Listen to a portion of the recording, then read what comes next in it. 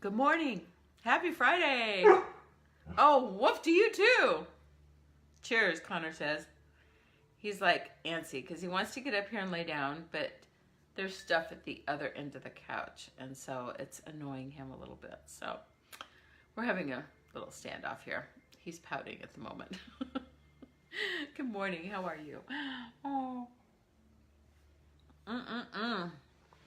Oh, good coffee. It's so cool. It's so nice. I'm so glad summer is over. Over. It's really cooled off. I haven't had the AC on for a couple days now. Woo! And I'm very happy about that. I hate being trapped inside with air conditioning all the time. I love having my windows open, all my blinds open. It's just how I am. I just like that. So, kind of anti-Scorpio, right? Scorpions typically like dark places, and I do like dark places now and then, but I mean physically like dark places, dark rooms and stuff, but I really do love having everything wide open. I love it. Which is kind of interesting because that's kind of what today's topic is, authenticity.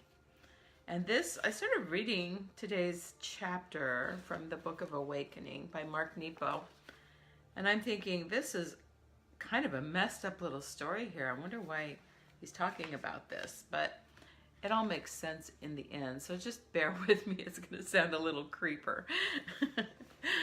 But the title of today's chapter is called The Hunt for Truth.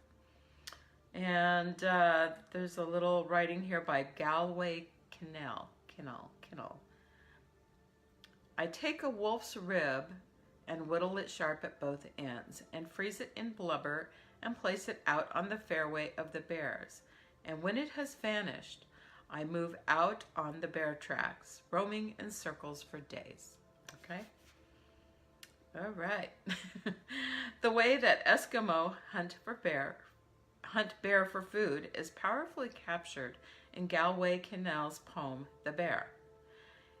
Yet just as Eskimo hunt food for survival, we often find ourselves searching for an inner food known as truth. For the authenticity of living is not just an interesting idea or an eloquent feeling. Authenticity, the experience of truth, is our richest food. Without it, we will freeze to death. Two lessons happen to Kinnell's Eskimo that are difficult to take in. On the third day out, the hunter is starving as much as the hunted, and at nightfall he stops, as he knew he would, to gnash down a bear turd sucked in blood.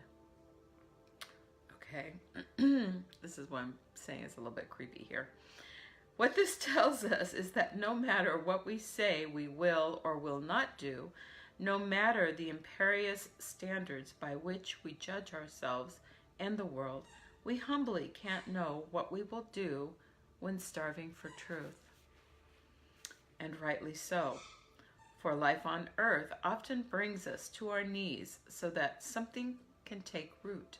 When dying of cancer, I, a proud Jew who vowed never to kneel, found myself on my knees before a Catholic healer who laid hands on the tumor on my brain. While feeding on truth can disrupt the ways we like to see ourselves, it can also deeply affirm that we as human beings are resilient beyond anything we can imagine. A second imperative occurs when the Eskimo, 7 days out, is half frozen as the bear finally dies, and he is forced to enter the gutted cavity of the bear to survive the cold. Connor, stop. Really, stop. He's being a brat this morning. Hold on.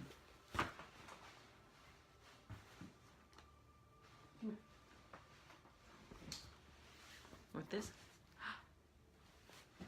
Just kidding. Okay, that was nasty. That was naughty. Sorry. Okay, so I'm going to start that sentence over. The second imperative occurs when the Eskimo, 7 days out, is half frozen as the bear finally dies. He is forced to enter the gutted cavity of the bear to survive the cold. For those of us in search for truth in cold modern streets, We are told here that arriving at the truth is not enough. We need to put it on, to inhabit it, to actually enter and wear the truth. So where do we begin? Well, the Eskimo also teach us how to hunt for truth in the way they fashion their bait, not by intellectual debate or esoteric study, but by risking something of ourselves, by placing something troublesome and sweet in the open, by offering something essential from our hunger and coating it with our vulnerability. We call the greater truth into the open with the smaller. Humbly and unavoidably, the need for truth will lead us into the unexpected living of our lives beyond all images of perfection. Told you that was a weird chapter, right? I mean, I understand it. I see it, I understand it. It kind of grosses me out a little bit, though, honestly. I'm not much into hunting and the hunting sort. So here's our exercise for today. Is there something you have done that you vowed you would never do? Ooh, that's some food for thought right there, right? What have you done that you swore you would never do? Do you consider this to be a triumph or a failure? What prompted you to act this way?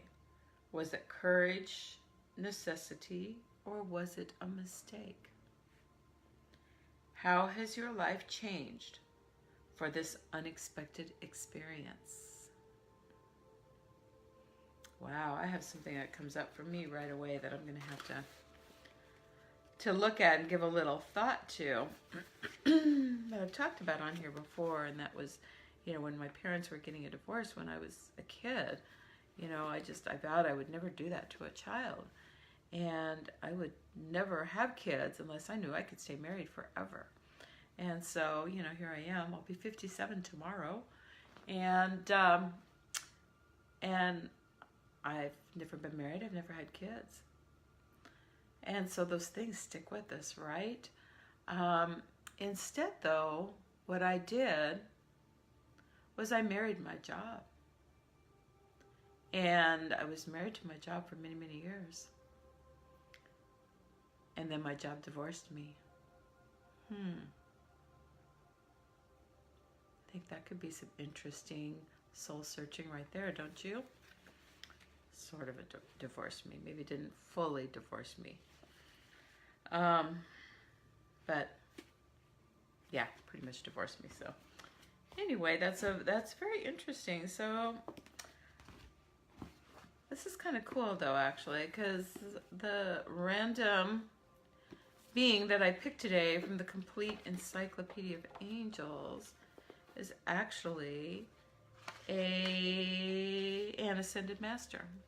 He's had multiple incarnations, and his name is Kuthumi.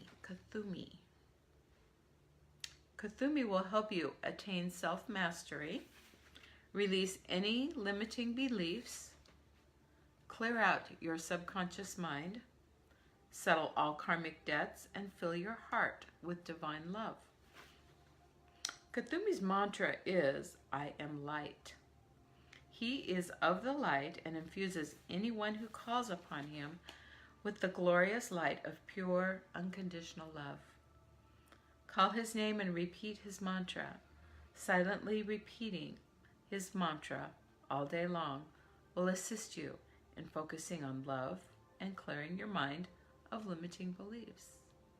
Kuthumi will respond to his mantra and your request with his wisdom, power, and understanding.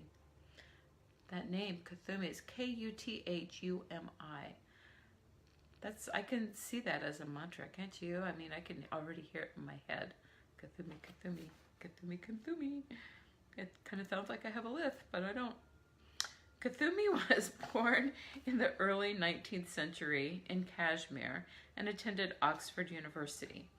He later met with Dr. Theodore Fechner, the father of modern psychology. Kuthumi helped found the Theosophical Society with El Morya. He spent his later years secluded in a lamasery in Tibet. I don't know what a lamasery is. Lamasery. Ooh, Google. Kuthumi is the ascended master of love, wisdom, and understanding. He will help anyone who desires knowledge, especially during these times of change. Kuthumi is known as a master of psychology. He has dedicated himself to assisting humans overcoming their limiting beliefs by bringing them into balance emotionally and spiritually. He helps raise people's awareness so personal growth is no longer a process of 2 steps forward and 1 backward. Through the power of his love, he is able to heal both the conscious and subconscious levels of the mind.